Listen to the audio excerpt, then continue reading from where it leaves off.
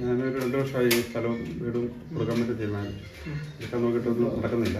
First bank ലോണുണ്ട്. അപ്പം അത് ജപ്തിയിൽ അടുത്ത മാസം എൻ്റെ ഫൈനൽ ഡേറ്റാണ്. ജപ്തി ഡേറ്റാണ് ഏപ്രിൽ 29 ഈ മാസം ഏപ്രിൽ 29. അപ്പോൾ അതിന് മുമ്പ് പൈസ അടയ്ക്കണമെന്നാണ് പറഞ്ഞു. പിന്നെ ഓൾറെഡി എൻ്റെ അക്കൗണ്ടെല്ലാം ഫ്രീസ് ആക്കി എടുക്കുകയാണ്, NB ആയി കിടക്കുകയാണ്. അതിൻ്റെ കൂടെ 10-85 ലക്ഷം രൂപ കടമുണ്ട്. അപ്പോൾ ഞാൻ നേരത്തെ സൗദിയിലായിരുന്നു. അവിടെ ബിസിനസ് ചെയ്യുന്നുണ്ട്.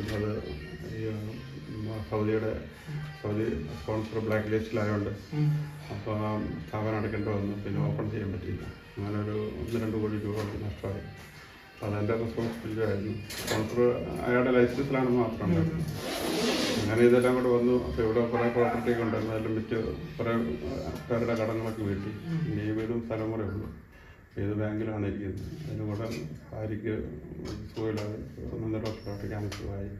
അപ്പോൾ അതിൻ്റെ ട്രീറ്റ്മെൻറ്റ് കോഴിക്കോട് മുക്കത്ത് MBR ക്യാൻസർ ഹോസ്പിറ്റലിലാണ് ട്രീറ്റ്മെൻറ്റ്. എല്ലാ 21 ദിവസം ആകുമ്പോൾ അതിൻ്റെ ആൻറ്റിബോഡി ഇഞ്ചക്ഷനുണ്ട്.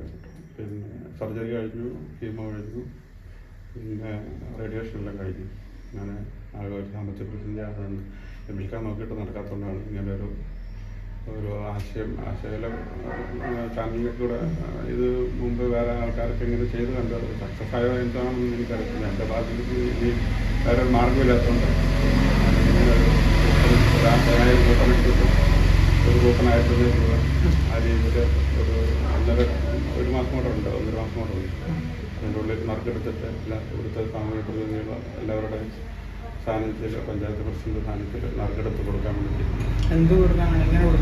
ഈ വീട് 1-ാം സമ്മാനം കൊടുക്കുന്നു. പിന്നെ 2-ാം സമ്മാനം ഒരു താർജീപ്പാണ്. അത് സെക്കൻഡ് ഹാൻഡാണ്. അപ്പോൾ ഒരു വീട് മാത്രം ഒരു പ്രൈസായിട്ട് കൊടുക്കുമ്പോൾ തന്നെ എല്ലാവർക്കും ഒരു താല്പര്യക്കുറവുണ്ടാവില്ല. അതുകൊണ്ടാണ് 2 പ്രൈസും കൂടെ വെച്ചത്. എത്ര ടിക്കറ്റ് വിട്ടുപോയിട്ടുണ്ട്? ഒരു 1200-1300 1000 ടിക്കറ്റാണ്. പിന്നെ സെക്കൻഡ് പ്രൈസ് എൻ്റെ ഉപയോഗിക്കുന്ന ഒരു ചെറിയ കാറുണ്ട്, അത് പിന്നെ ഒരു പുതിയൊരു ബുള്ളറ്റും മേടിച്ചു കൊടുക്കാൻ. അങ്ങനെ ഒരു 4 പ്രൈസ് മൊത്തം. ഒരു വീട് 1-ാം സമ്മാനം, പിന്നെ 2-ാം സമ്മാനം ഒരു താർജീപ്പ് യൂസ്ഡ് ഇവിടുന്ന് എല്ലാവരും 2022-23 മോഡലിൽ ഒന്ന് മേടിച്ചു കൊടുക്കണം. പിന്നെ എൻ്റെ ബാങ്കിൻ്റെ ഡീറ്റെയിൽസ് കടബാധ്യത കിട്ടണം. അതിന് വേണ്ടിയാണ് ഇതിങ്ങനെ ഒരു ആശയത്തിലെത്തി. എല്ലാം കൂടെ ഒരു 15 സെൻറ്റ് സ്ഥലം കിടക്കണം. അവിടെ ഒരു ചെറിയൊരു വീട് വെച്ച് താമസിക്കാനുള്ള ഒരു ആശയമാണ്. പിന്നെ വൈഫിന് സുഖമില്ലാതെ കിടപ്പാണ്. അപ്പോൾ അതുകൊണ്ടെല്ലാം കൂടെയാണ് ഒരു പ്രതിസന്ധിയായതുകൊണ്ടാണ് ഇങ്ങനെ ചെയ്തത്. എങ്ങനെയാണ് ഈ ഒരു ആശയം? കുറച്ച് സോഷ്യൽ മീഡിയയിലൊക്കെ ഇങ്ങനെ ഞാൻ ആരുണ്ടൊക്കെ ഇങ്ങനെ ചെയ്യുന്നത് കണ്ടു. അത് എങ്ങനെ സക്സസ് ആയോ, എന്താണ് അതിൻ്റെ ബാക്കിൽ എന്താണെന്നൊന്നും എനിക്കറിയത്തില്ല. പക്ഷേ ഞാനും അങ്ങനെ ഒരു ആശയത്തിൽ ഇങ്ങനെ ചെയ്യാമെന്ന് വെച്ചു. ഇത് 2 വർഷമായിട്ട് ഇത് വിൽക്കാൻ നോക്കിയിട്ട് നടക്കുന്നില്ല. ബ്രോക്കർമാരും പരസ്യങ്ങളും എല്ലാം കണ്ണൂർ വിഷനിലും എല്ലാം കൊടുത്തായിരുന്നു. ഇപ്പം നടക്കുന്നില്ല. പിന്നെ ഈ 1.5 വർഷമായിട്ട് വീട് അടച്ചിട്ടായിരുന്നു. ആളില്ലാതുകൊണ്ട് ഇരിക്കുമായിരുന്നു. ഞങ്ങൾ ട്രീറ്റ്മെൻറ്റിലായിരുന്നു കോഴിക്കോട്. അപ്പം നേരം അവരോട് നോട്ടീസ് കൊടുത്തിട്ടുണ്ടായിരുന്നു.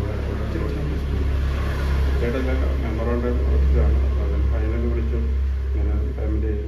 നമ്മളോട് പുതിയ ന്യൂസറിൽ ബില്ലൊക്കെ പറഞ്ഞിട്ടുണ്ട്, എത്തിയൊന്നും ചെയ്യാമെന്ന് വിചാരിച്ചു. പക്ഷേ ഇപ്പം ഓൾറെഡി നമ്മുടെ അടുത്ത ടൗണിൽ കേരളത്തൊക്കെ ഓൾറെഡി ജപ്തി ചെയ്തിരിക്കുന്നു. ഗ്രാമീണ ബാങ്ക് അല്ല, സൗത്ത് ഇന്ത്യൻ ബാങ്ക് അതാണ്.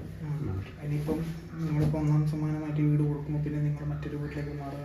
തൽക്കാലത്തിന് ഒരു വാടക വീട്ടിൽ മാറും. മറ്റു പിന്നെ ഒരു ചെറിയ വീട് എവിടുന്നൊരു പണിതിട്ട് അങ്ങോട്ട് താമസിക്കണം. അങ്ങനെ പിന്നെ ഒരു മോള് ബാംഗ്ലൂർ പഠിച്ചുകൊണ്ടിരിക്കുകയാണ്. അപ്പോൾ അവിടെ പഠനം നടത്തും, വൈഫിൻ്റെ ട്രീറ്റ്മെൻറ്റ് ചെയ്യണം. ഇതെല്ലാം കൂടെ സഹായങ്ങൾ വരുന്നുണ്ടോ? സഹായം വേറെ ആരുടെയും സഹായമുണ്ട്. എല്ലാവർക്കും ഒരു പരിമിതികളുണ്ട്. ഇപ്പം 1000 കൊണ്ടെത്തുന്നു, 5000 കൊണ്ടെത്തുന്നു, അങ്ങനെ നമ്മൾ ശീലിക്കുന്നില്ല.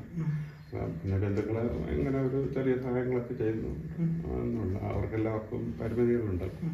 അപ്പം നമ്മുടെ സ്വത്ത് ഇത് വിൽക്കാൻ വേണ്ടി 2 വർഷമായിട്ട് അന്നേരമൊക്കെ 1.5 കോടി ചോദിച്ചു. അത് നടക്കുന്നില്ല. 1.10 ചോദിച്ചു, 1 ചോദിച്ചു. നമുക്കൊരു അറ്റ്ലീസ്റ്റ് ബാങ്കിൻ്റെ കടം ചെയ്ത് ചില പ്രോപ്പർട്ടി ബാങ്കിൽ മാത്രമാണ് ഇപ്പോൾ ഈ 85 ലക്ഷം. ഈ ഏപ്രിൽ 29 ആകുമ്പം കൂടെ അവരുടെ ഇൻട്രസ്റ്റ് എല്ലാം 55 എടുത്തിരുന്നത്. ബാക്കി 2 വർഷത്തെ പെൻഡിങ് ആയി. 2023